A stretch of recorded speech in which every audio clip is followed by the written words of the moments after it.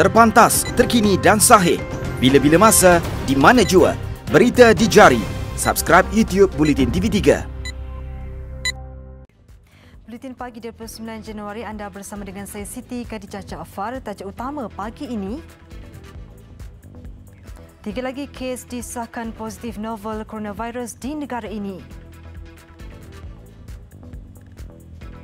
Juga kanak-kanak perempuan maut dipercayai terjatuh dari tingkat 4 kuartus guru di Gombak.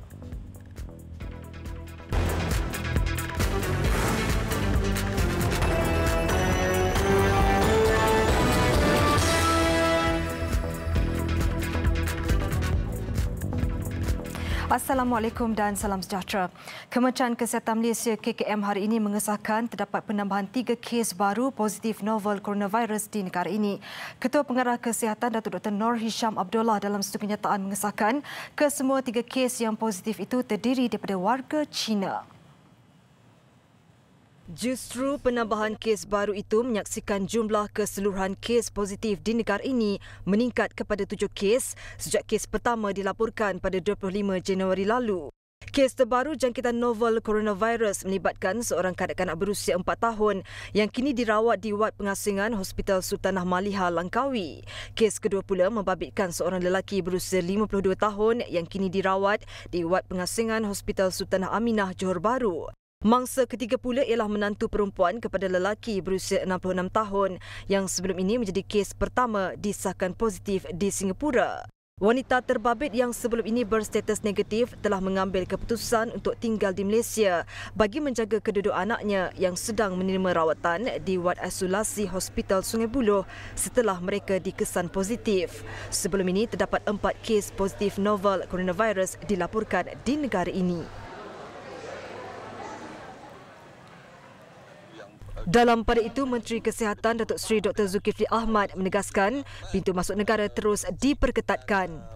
Bermula seawal 7 atau 4 Januari telah kita KKM telah meningkatkan saringan ke atas semua penumpang dan anak kapal dari negara China di semua pintu masuk antarabangsa kita sebagai langkah-langkah berjaga-jaga bermula dari 4 Januari lagi. Jadi dengan itu juga sekarang ini kita terus meningkatkan semua langkah-langkah ini dan ia melibatkan 64 pintu masuk antarabangsa antara lainnya kita telah juga melaksanakan saringan terhadap pengembara yang tiba di PMA ataupun pintu masuk antarabangsa ini menggunakan pakai 3 pendekatan Pertama adalah thermal scanner kita ataupun saringan demam dengan menggunakan thermal scanner. Yang kedua adalah kita jadi maukan pengembara yang masuk itu kita berikan kalau punya gejala-gejala itu kita terus rujuk dia ke hospital untuk rawatan lanjut. Yang ketiganya adalah kita bagi mereka yang sampai itu yang tidak ada punya gejala, kita bagi juga home assessment tool untuk dibawa balik sebagai home untuk surveillance 14 hari. Beliau berkata demikian dalam temu bual bersama geng Pagi Hot di Hot FM pagi tadi. Tentulah dalam keadaan begini. Ini pula mesej kononnya terdapat kanak-kanak lelaki warga Cina disyaki dijangkiti novel coronavirus dan dimasukkan di sebuah hospital di Kota Kinabalu, Sabah yang tular di media sosial adalah palsu. Pengarah Jabatan Kesihatan Negeri Sabah, Datuk Dr. Christina Rundi, ketika dihubungi melalui aplikasi WhatsApp mengesahkan perkara itu palsu. Mesej yang tular mendakwa seorang kanak-kanak lelaki berusia 7 tahun dari Shanghai, China dijangkiti coronavirus. Semalam, Polis Diraja Malaysia serta Suruhanjaya Komunikasi dan Multimedia SKMM dalam satu kenyataan bersama menegaskan akan mengambil tindakan tegas terhadap mana-mana pihak tidak bertanggungjawab menyebarkan kandungan, kabar angin atau berita yang tidak sahih mengenai penularan novel coronavirus di negara ini.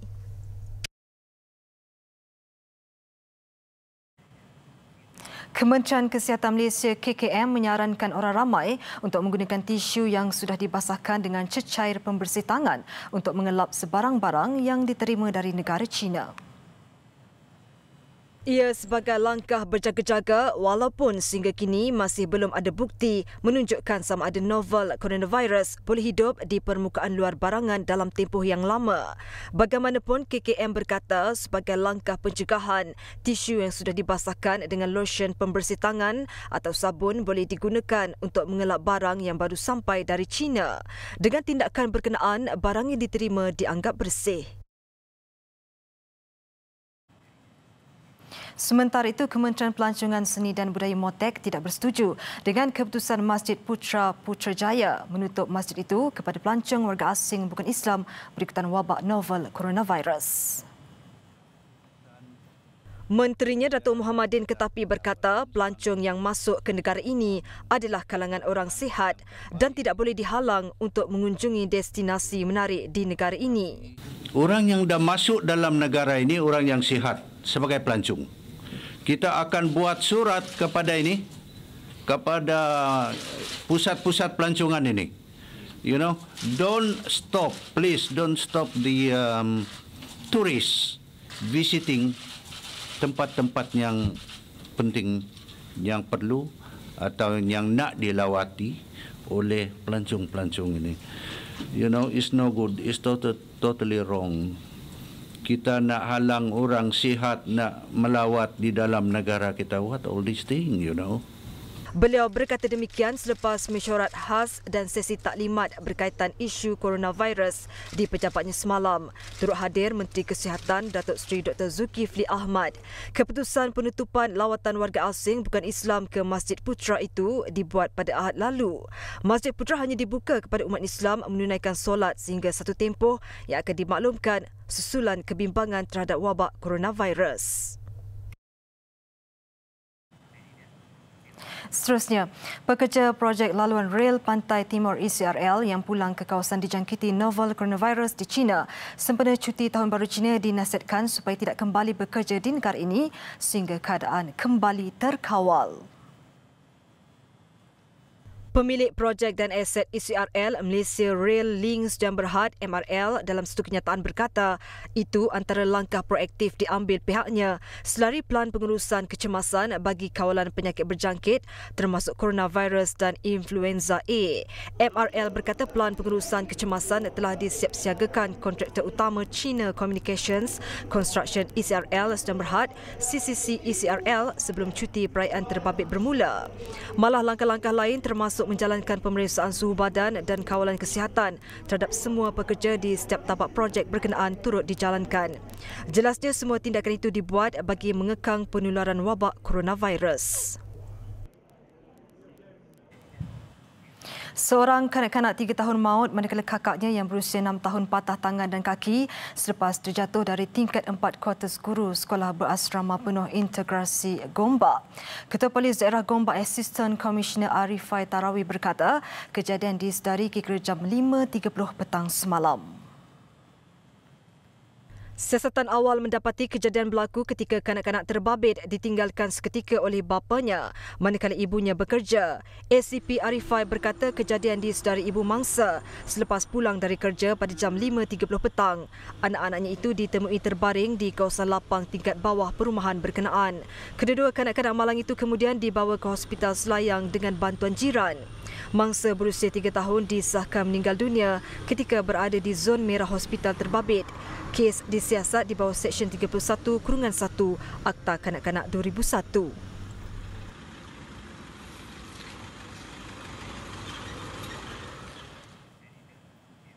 ...29 pegawai kadet pasukan latihan pegawai simpanan Palapis Udara dan 3 jurulatih cedera selepas kenderaan milik Tentera Udara Diraja Malaysia TUDM terbabit dalam kemalangan. Markas TUDM dalam satu kenyataan berkata insiden itu berlaku apabila kenderaan terbabit hilang kawalan kerana kegagalan fungsi brek semasa menuruni Bukit Jugra. Selepas selesai menghantar barang di kawasan hutan Bukit Jugra kira jam 3.30 petang semalam. Mereka yang terlibat merupakan Palapis Udara dan jurulatih kumpulan pendahuluan untuk persediaan fasa latihan medan bagi latihan kem tahunan Palapis Udara yang dijadual bermula hari ini. Kesemua mangsa kini menerima rawatan di Hospital Banting dan Hospital Klang.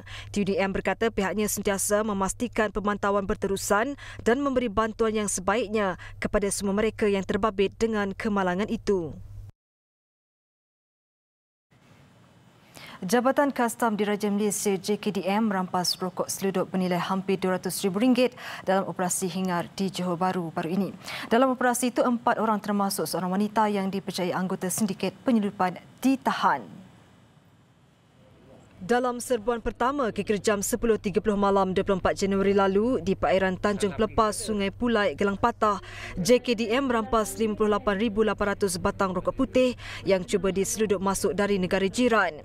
Penolong Ketua Pengarah Bahagian Penguatkuasaan JKDM, Datuk Johari Alifiah berkata, rokok putih itu dianggarkan bernilai RM14,568 manakala jumlah cukai lebih RM46,000.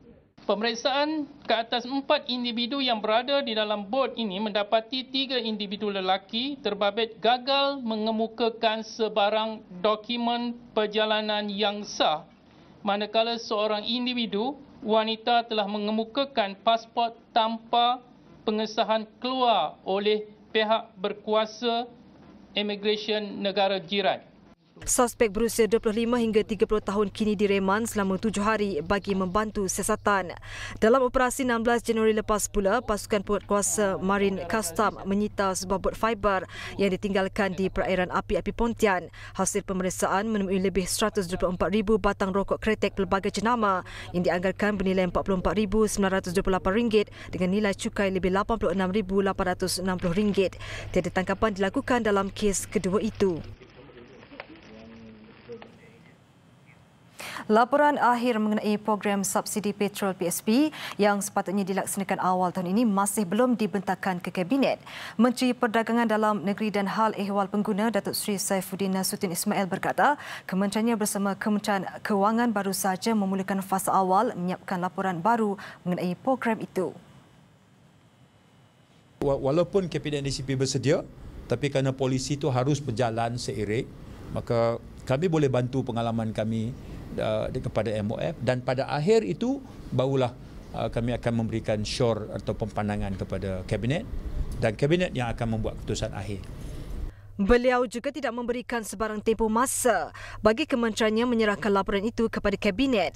Kabinet pada bulan lalu memutuskan pelaksanaan PSP ditangguhkan dan mengarahkan KPDN HEP memberi penerangan lebih lanjut kepada orang ramai mengenai program itu. Media sebelum ini melaporkan Kabinet memutuskan supaya pelaksanaan PSP tidak diteruskan dahulu sehingga ditentukan kelak. Keputusan dibuat pada 18 Disember lalu itu juga bagi memberi penerangan dan penjelasan lebih lanjut kepada rakyat.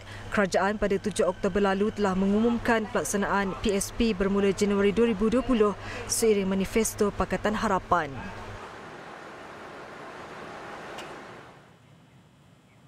Tragedi gempa bumi di Gunung Kinabalu pada 5 Jun 2015 menjadi antara peristiwa yang akan terus dikenang. Dan bagi mengenang semula tragedi itu, seorang malim gunung, Edwin Taning, akan cuba mencipta rekod mendaki dan turun dari puncak Gunung Kinabalu, iaitu secara mengundur untuk tempoh 6 hari 5 malam yang dijadual bermula 8 Mac nanti.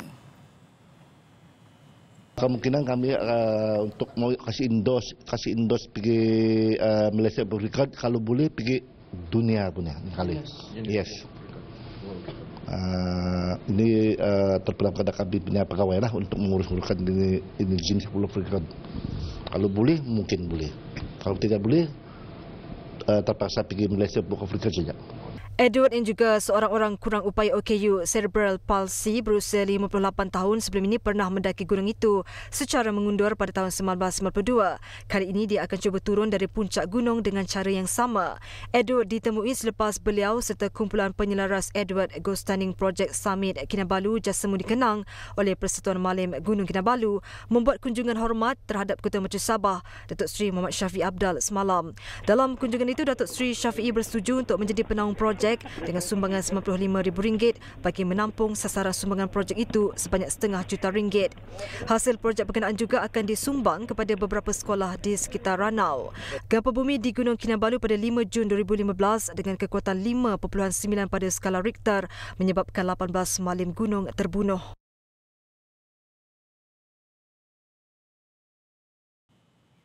Laporan luar negara. Kementerian Kesihatan Singapura MOH mengesahkan 2 lagi jangkitan coronavirus di Republik itu, menjadikan jumlah keseluruhan sebanyak 7 kes. Hasil ujian yang mengesahkan jangkitan itu diketahui semalam dan kes terbaru itu tiada kaitan dengan kes-kes import yang disahkan sebelum ini. Menurut MOH, jangkitan ke-6 membabitkan seorang lelaki warga Cina berumur 56 tahun dari Wuhan yang tiba di Singapura bersama keluarganya pada 19 Januari. Lelaki itu ke hospital pada 26 Januari setelah mengalami gejala jangkitan virus itu. Dia kini ditempatkan di wad isolasi Changi General Hospital CGH dan keadaannya stabil. Kes ketujuh yang disahkan membabitkan lelaki warga Cina berumur 35 tahun dari Wuhan yang tiba di Singapura pada 23 Januari. Dia juga kini berada di wad isolasi Pusat Nasional bagi Penyakit Berjangkit NCID dan dilaporkan stabil. MOH telah memulakan penyiasatan epidemiologi dan pengesanan sentuh untuk mengenal pasti individu yang mempunyai hubungan rapat dengan 2 kes terbaru itu. Sementara itu, Jepun menerbangkan 200 rakyatnya dari lokasi punca wabak coronavirus Wuhan. Ia berlepas awal pagi dan dijangka tiba di lapangan terbang Haneda, Tokyo.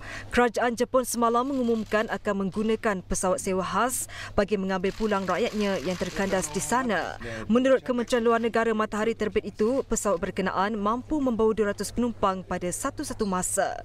Ketika ini, terdapat lebih 650 rakyatnya berada di wilayah utama penularan virus itu.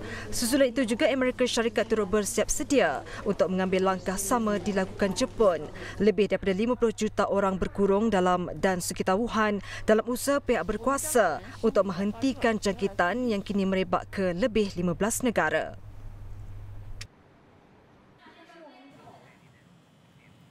Perdana Menteri Israel Benjamin Netanyahu secara rasmi didakwa di mahkamah atas tuduhan rasuah ia selepas dia menarik balik permohonan kepada Parlimen untuk mendapatkan kekebalan daripada pendakwaan. Netanyahu bagaimanapun ketika ini berada di Washington dalam pertemuan dengan Presiden Amerika Syarikat Donald Trump menjelang majlis pengumuman Pelan Damai Israel-Palestin yang telah lama tertangguh. Permohonan kepada Parlimen untuk kekebalan daripada pendakwaan menyebabkan proses untuk mendakwanya terhalang hingga kini. Pencabarnya daripada Pakatan Politik diketuai Ketua Turus Tentera Benny Gantz yang dalam lawatan singkat ke Washington bergegas pulang ke Israel bagi memimpin perbahasan berhubung pemberian kekebalan terhadap Netanyahu. Ujarnya Netanyahu akan dibicarakan dan rakyat Israel mempunyai pilihan jelas sama ada ingin Perdana Menteri bekerja untuk mereka atau Perdana Menteri yang sibuk dengan hal peribadi. Jika sabit kesalahan membabitkan rasuah, Netanyahu boleh dipenjara 10 tahun dan tempoh maksimum 3 tahun membabitkan kes penipuan dan salah guna kuasa. Pendakwaan itu adalah kes jenayah pertama yang pernah dikenakan terhadap jawatan Perdana Menteri Israel. Sekian paparan Buletin Pagi. Terus ikuti media sosial dan platform digital Buletin TV3 untuk pelbagai perkembangan berita terkini. Saya Siti Khadijah Jaafar. Salam hormat dan Assalamualaikum.